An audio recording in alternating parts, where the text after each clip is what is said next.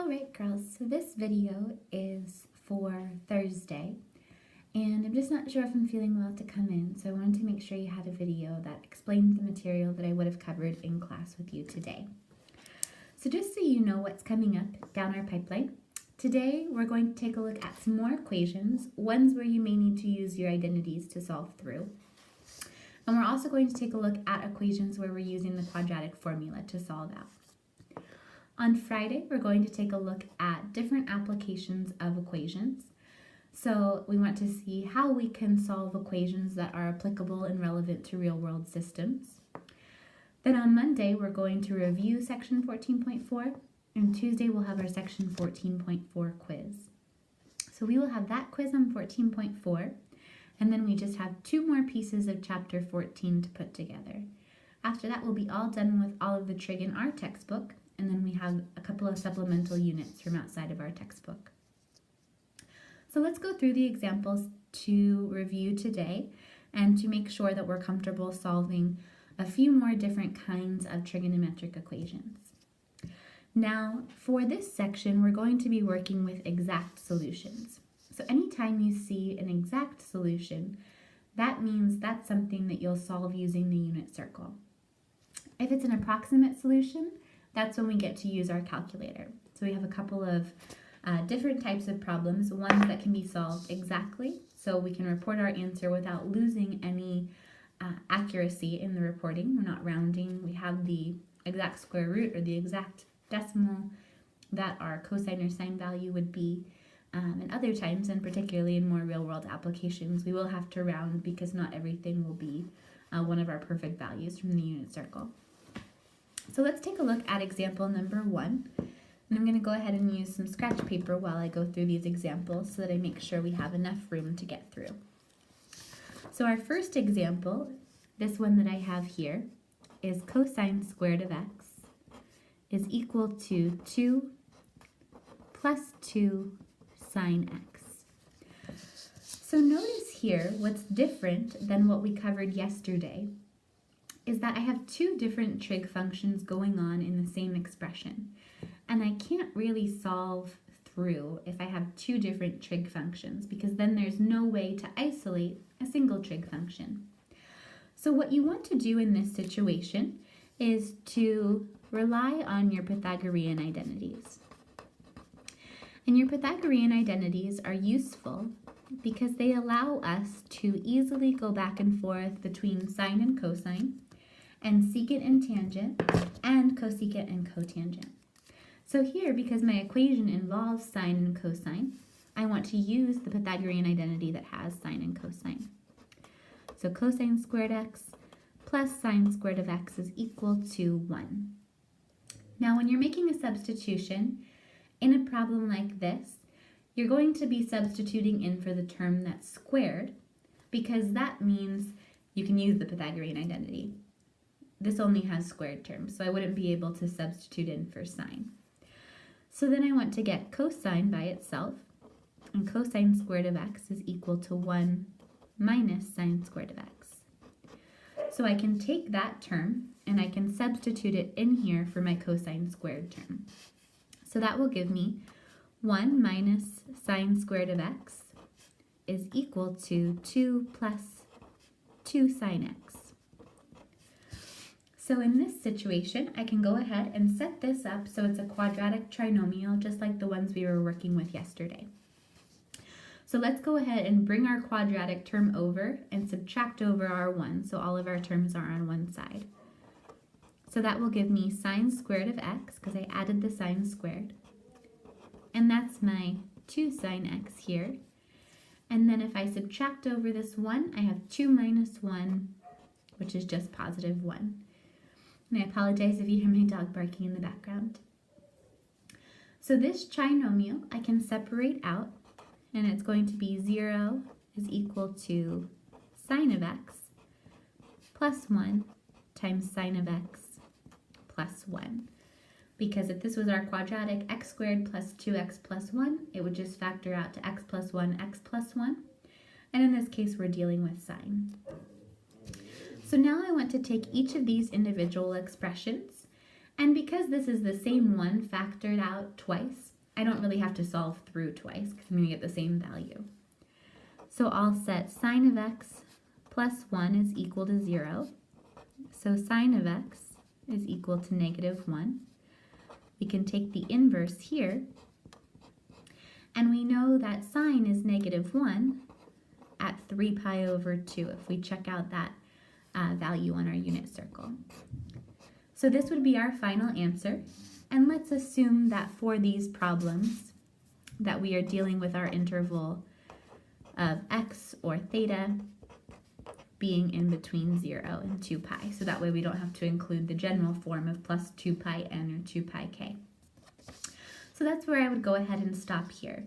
So again, we're just making a substitution, and then it's exactly like what we were solving yesterday. So that's our first example right here. Now let's go ahead and take a look at the second example. So we have 3 sine x minus 2 cosine squared of x is equal to negative 3. So let's talk through that one. We've got 3 sine x minus 2 cosine squared of x is equal to negative 3. So again, I want to make that substitution. And if I had sine squared, I would substitute in 1 minus cosine squared x. Because I have cosine squared x, just like we did before, I know cosine squared of x is equal to 1 minus sine squared of x. So that means I can plug this expression in here, and that will give me an equation set up that only involves sines, which is what I want. So then I'm going to have 3 sine x minus 2 times, I want to substitute that entire expression in, so I'm going to have to distribute, is equal to negative 3. So then I'm going to distribute that 2. So I'll have 3 sine x minus 2 plus 2 sine squared of x is equal to negative 3. So now let's order this so it's in the standard form for a trinomial. So my squared term is going to come first, 2 sine squared of x plus 3 sine of x. And then notice here I'm going to add over that 3, so that will give me 1. And all of that's equal to 0. So now I need to factor this expression. And I know I'm going to have 2 sine x here, and I'll have sine x here. So I need my two values here to multiply together and give me 1. So I really don't have many options here in terms of what I would pick. It's either going to be negative 1 and negative 1, or positive 1 and positive 1. And I'm trying to get to a positive 3 coefficient here, so they need to be positive. All right, so those are my two linear factors. Now this is kind of nice because we just solved through this expression on the previous problem. We said sine of x plus 1 is equal to 0, sine of x is equal to negative 1, and then the inverse sine of negative 1 is just 3 pi over 2. So I have that same answer that I had before. And now I just have one more expression that I need to work with, and that's my 2 sine of x plus 1. So I need to set that value also equal to 0. So I'll have 2 sine x plus 1 equal to 0. Subtract over the 1. So I have 2 sine of x is equal to negative 1. Divide both sides by 2. I have the sine of x is equal to negative 1/2. I'm going to take the inverse sine there. So then I want to look on my unit circle and see where is my y term equal to negative 1/2. Don't have anything in quadrant 1, don't have anything in quadrant 2. So the first place this happens is in quadrant 3 at 7 pi over 6. And then if I keep going all the way into quadrant 4, it also happens at 11 pi over 6. And again, I could take all three of these values and plug back into my very original equation up here, and would find that if I plugged into the left, I would get negative 3, which would prove that I'd found the right answers on both sides. All right, you guys, so you have a couple of problems like this on your homework tonight. You have one from your textbook that's just like this, and then a couple of more practice problems that I've linked you to on the website. Then you also have one from your textbook that's actually going to require you to make a tangent substitution before you do the Pythagorean work. So that's one extra step, but I think you can try that one on your own and see how that goes and see if you're able to figure that step out, because that's a good little challenge. I'm sorry, my dog really wants to play tug of war with her toy. That's why she's making so much noise.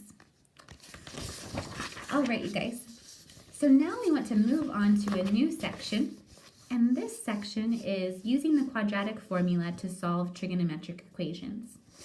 This is going to result in approximate solutions, so we're not going to be able to rely on our unit circle here. Kind of a bummer, because we like how beautiful the answers are from our unit circle. They're always very consistent values.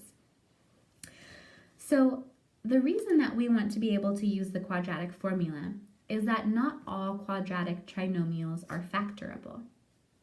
So if you look at an expression and it can't be written as two binomials, then you're going to have to use the quadratic formula. And actually you could use the quadratic formula anytime. So if you don't like factoring, you could always solve via the quadratic formula as well. But it's the only technique you can use if you can't factor. So if you can think back to algebra and algebra 2 and probably a little bit in geometry too, remember that the quadratic formula allows you to solve for an expression using the following setup.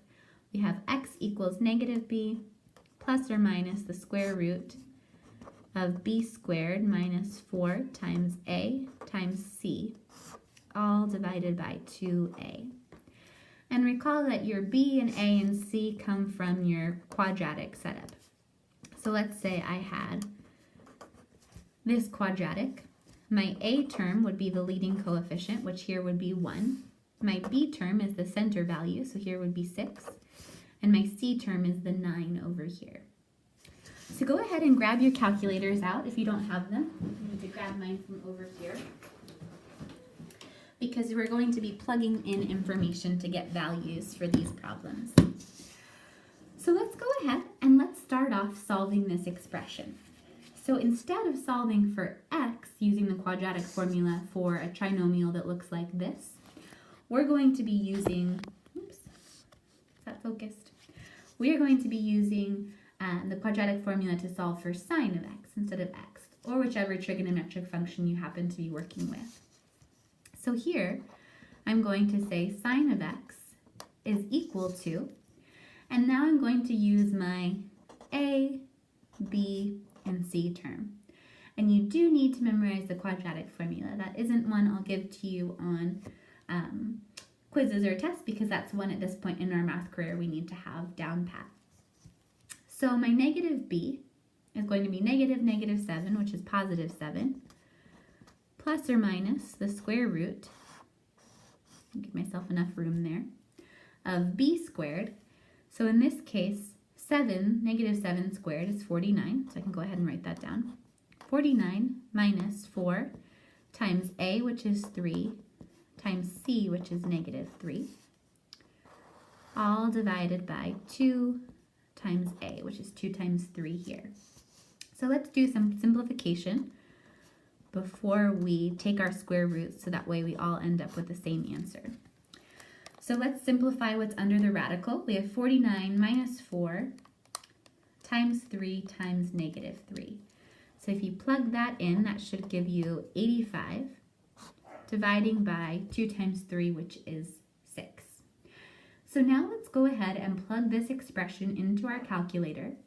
And because it's plus and minus, we're going to plug it in once where we're adding up top and plug it in once where we're subtracting up top. And let's get 2 decimal answers. And let's round each of our decimal answers to 3 digits. So if you can see my calculator here, I don't know if that shows up bright enough. I'm trying to fix the light here. But if I plug this in, 7 plus root 85, I get this, and then divide that by 6, so 2.703. And make sure you're in radians. So this is 2.703. And then I have the expression.